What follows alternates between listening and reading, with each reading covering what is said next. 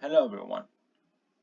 In this series, I'm going to help you learn code in Kotlin and prepare for potential interviews. Those of you who don't know, Kotlin is the main language used today to develop Android application, but it can also be used in other areas. The website I'm going to be using to help you learn coding in Kotlin is hackerrank.com.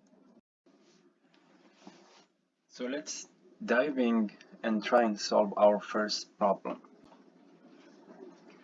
So basically what we do is we start by trying to understand the problem statement. That's what we have on the left side of the screen here.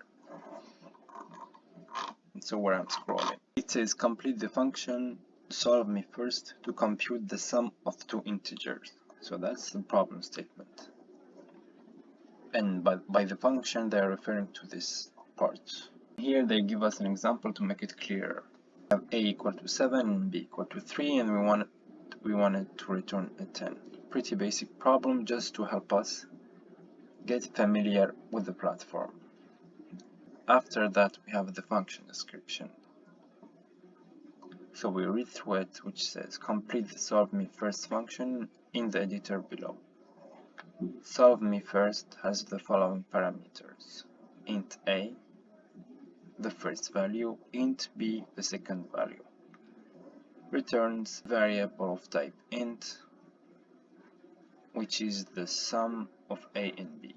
The next part, which is an important part, is the constraint. If we see the constraint part, we can understand that our values are somewhere between 1 and 1000.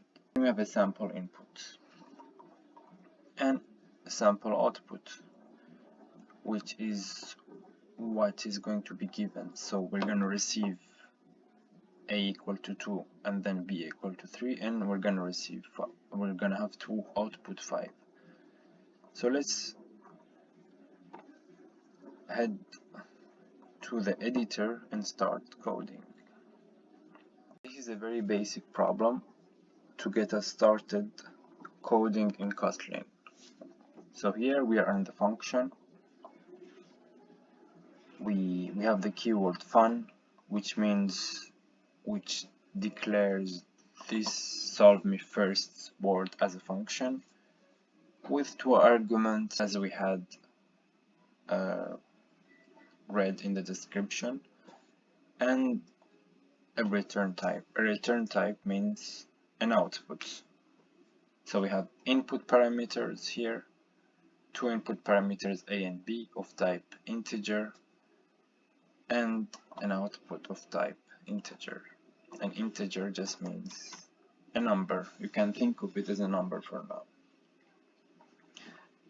So the code is going to be pretty simple.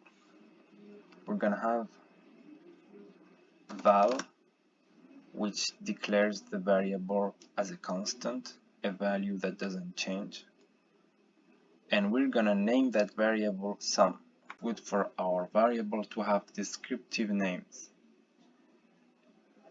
And then equal simply a plus b, because these are the variables that are given here. These are the variables we can work with, a and b. And then we simply return the sum. And that's it, our first attempt at having a solution.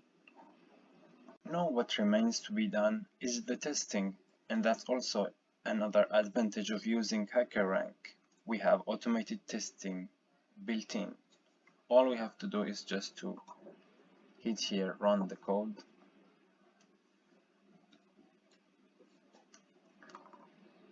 and we have our testing. So basically we have here our input, it shows what our function outputted, and it shows what was the expected output, and if both match, it means that we have passed the test. Let's say, for example, we would instead of plus we would say minus, and then we would run the code. We are supposed to get an error, so now it's processing, and we get, it shows that our output is -1, whereas it should have been 5. So basically that's the wrong answer.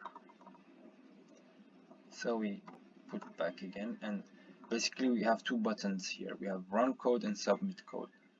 Run code is when we want to conduct some initial testing to see that our function compiles and it starts to give an acceptable solution. Submit code is more thorough with testing. When you hit submit code, basically your code gets uploaded and it gets thoroughly tested. Maybe not for this one, because this one is a simple one, but usually for the next question we're gonna have much more test cases when we hit submit code as opposed to run code. So basically we get congratulations, and we are given a link to the next challenge. So that's it, we solved our first problem, and we are well under our way to get proficient at Kotlin. I'm going to put the links below, useful links below, and hopefully see you in the next episode.